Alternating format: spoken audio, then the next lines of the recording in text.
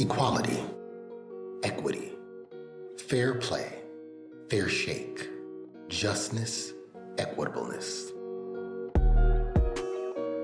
Social justice is the view that everyone deserves equal economic, political, and social rights and opportunities.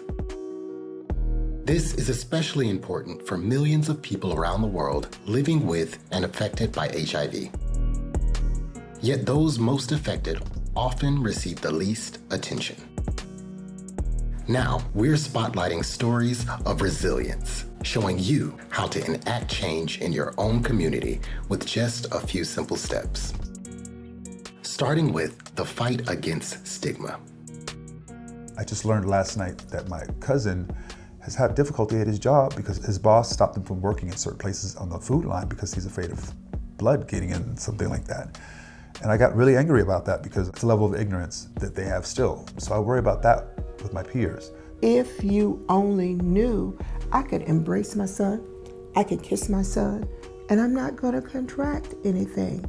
You need to know how you contract something. Dan's cousin is just one example of how stigma is still at large when it comes to accepting HIV-positive individuals. That level of ignorance is not only damaging to his community, it can have detrimental effects on his ability to be employed. Which brings us to knowing the facts. Like stigma, the spread of misinformation surrounding HIV only hinders our progress towards social justice. I feel like a lot of people misconstrue that because you're HIV positive, you have to have AIDS too, or you have to be spreading it to somebody, and that's not true.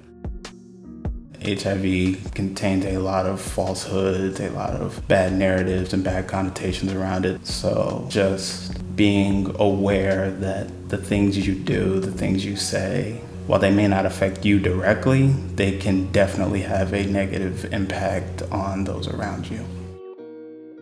In order to achieve true social justice, understanding what it means to have HIV in the 21st century requires that you know the facts. Having a basic knowledge of the virus could save lives. And finally, becoming an advocate. You don't have to be a lawyer or social worker to be an advocate. Just by speaking up for yourself and others holds immense power. Take it from Darion, who has spent a decade of his life fighting to end the epidemic. And I always say, me advocating love prevention, love treatment, love care. But my biggest thing is support is really what saves lives. Once you have that support, it does. You're gonna be able to have someone along the way that is there for you, someone that understands, someone that is in your corner. And with that, having someone in your corner, it takes you along the journey much easier. Protecting the rights of those living with and affected by HIV is an essential part of overcoming the spread of the virus. By enacting social justice, we challenge misinformation and stigma and pave the way for a new future.